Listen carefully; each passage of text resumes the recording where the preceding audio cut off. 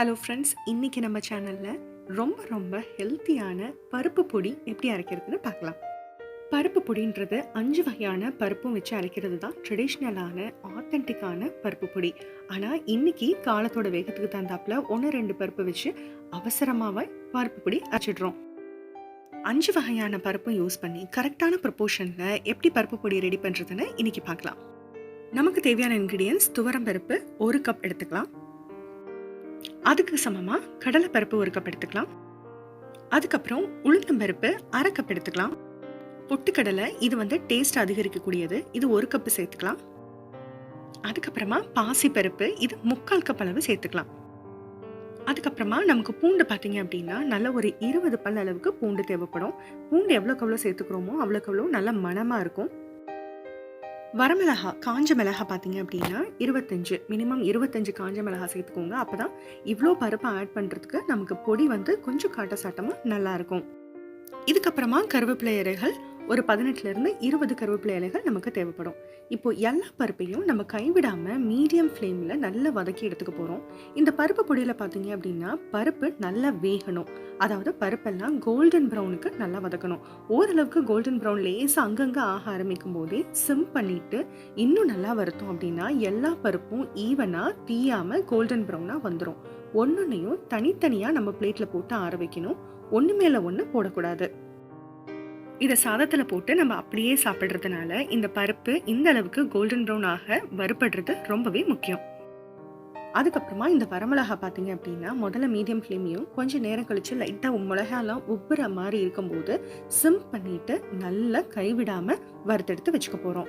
இதே மாதிரி தான் நம்ம கருவேப்பிலைகளையும் செய்ய போகிறோம். கருவேப்பிலை, மிளகாய் இதெல்லாம் நல்லா வதக்கும் போது கிறிஸ்பியாக ஆகணும்.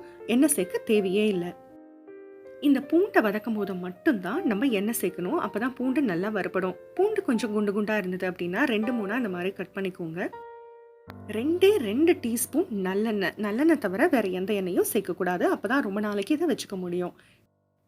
பூண்டெல்லாம் நல்ல கோல்டன் ப்ரௌன் ஆகிற வரைக்கும் நல்ல சிம்மிலேயே டைம் எடுத்து நம்ம வறுத்தெடுத்துக்கலாம். இந்த பூண்டில் ஈரத்தன்மை இருக்கவே கூடாது.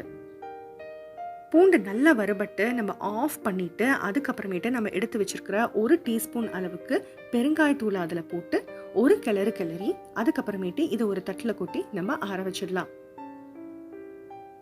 இப்போ எல்லா இன்க்ரீடியன்ஸும் நல்லா ஆறணும். ஏன்னா உள்ளுக்குள்ளே சூடு இருக்கும்போது நம்ம மிக்சியில் அரைச்சோம் அப்படின்னா அதில் ஈரத்தன்மை இருக்கும், வேர்த்து விடும். ஸோ ரொம்ப நாளைக்கு நம்மளால் இதை வச்சு சாப்பிட முடியாது.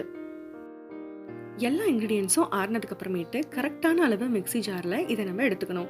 ஏன்னா ரொம்ப சின்னதாக எடுத்தாலும் அது ரொம்ப ஒட்டி அரைப்படும். அதே நேரத்தில் ரொம்ப பெரிய மிக்சி ஜாராக இருந்தாலும் சரியாக அரைப்படாது. கரெக்டான மீடியம் சைஸான மிக்சி ஜார் எடுத்து கீழே ஒரு லேயர் நம்ம பருப்பெல்லாம் போட்டுட்டு நடுவில் நம்ம காஞ்ச மிளகாய், பூண்டு, அதுக்கப்புறமேட்டு கருவேப்பிலை அது எல்லாத்தையும் சேர்த்து அதுக்கு மேலே ஒரு லேயர் இந்த மாதிரி நம்ம பருப்பு போட்டுக்கலாம். கொஞ்சம் பருப்பை நம்ம தனியாக வச்சுக்கலாம். எல்லா பருப்பையும் இப்போ போட தேவையில்லை. இதுக்கு தேவையான உப்பையும் சேர்த்து கொரப்பாக ஃபஸ்ட்டு நம்ம அரைச்சி எடுத்துக்கலாம். முக்கியமாக இந்த மாதிரி பொடி அரைக்கும் போது பிளெண்டர் மோடில் அரைக்கக்கூடாது. நம்ம சேர்ன் ஆப்ஷன் யூஸ் பண்ணி, அதாவது நிறுத்தி அரைக்கிற ஆப்ஷன் இருக்கும் இல்லையா, அதை நம்ம யூஸ் பண்ணணும். இப்போ 4-5 தடவை இந்த மாதிரி ஓட்டினதுக்கு அப்புறமேட்டு நம்மளுடைய வரமிளகா, பூண்டு, அதுக்கப்புறமேட்டு கருவேப்பிலை இதெல்லாம் நல்லா அரைப்பட்டிருக்கும். இதுக்கப்புறம் நம்ம எடுத்து வச்சிருந்த மிச்ச பருப்பையும் சேர்த்து இது கூட நல்லா அரைச்சிக்கலாம். இப்போ அரைக்கிற விதம் பார்த்தீங்க அப்படின்னா நம்ம இட்லி பொடி கொரப்பாக அரைப்போம்.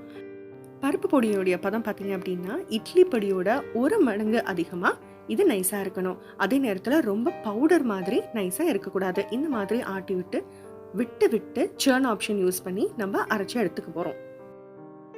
நீங்கள் அரைச்சி எடுக்கும் போது மிக்சி கொஞ்சம் சூடாகுதுன்னு நினச்சிங்க அப்படின்னா கொஞ்சம் நேரம் டைம் கொடுத்து அதுக்கப்புறமேட்டு அரைங்க. ஏன்னா சூடு ரொம்ப ஆயிடுச்சு அப்படின்னாலும் உள்ளுக்குள்ளே இருக்கிற பருப்பெல்லாம் வேர்த்தோட ஆரம்பிச்சிடும். அவ்வளவே தான், அட்டகாசமான ஹெல்த்தியான பருப்பு பொடி ரெடி பண்ணிட்டோம். இந்த பொடி ரெடி பண்ணுறதுக்கு கண்டிப்பாக 1 மணி நேரமாவது டைம் எடுக்கும். ஆனால் இதுக்கு நீங்கள் செலவழிக்கிற ஒவ்வொரு நிமிஷமும் உங்களுடைய ஹெல்த்துக்கானதுன்றதை ஞாபகம் வச்சுக்கோங்க. 1 டீஸ்பூன் அளவுக்கு இந்த பொடி போட்டு சாப்பிட்டாலே போதுங்க. 5 பருப்பு அளவுக்கு நமக்கு புரத சத்து நம்ம உடலில் சேருது. வாய் சின்னதாக இருக்கிற பாட்டிலில் போட்டு வச்சிட்டோம்னா பொடி ரொம்ப நாள் மனமாக இருக்கும். இந்த மாதிரி ஒரு பிளாஸ்டிக் பேக்கில் போட்டு ஓரத்தை கட் பண்ணி அதுக்கப்புறமேட்டு நம்ம அந்த பாட்டிலில் ஃபில் பண்ணிடலாம். அரைச்சி ஒரு 10 நிமிஷமாவது பொடி நல்ல காத்தாட ஆறணும். அதுக்கப்புறமேட்டு இந்த மாதிரி பாட்டிலில் போட்டு வச்சுக்கலாம்.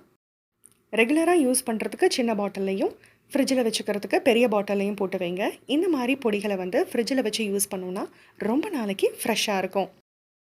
ட்ரை பண்ணிவிட்டு எப்படி வந்ததுன்ற கமெண்ட்ஸை எனக்கு கண்டிப்பாக ஷேர் பண்ணுங்கள். தேங்க்யூ.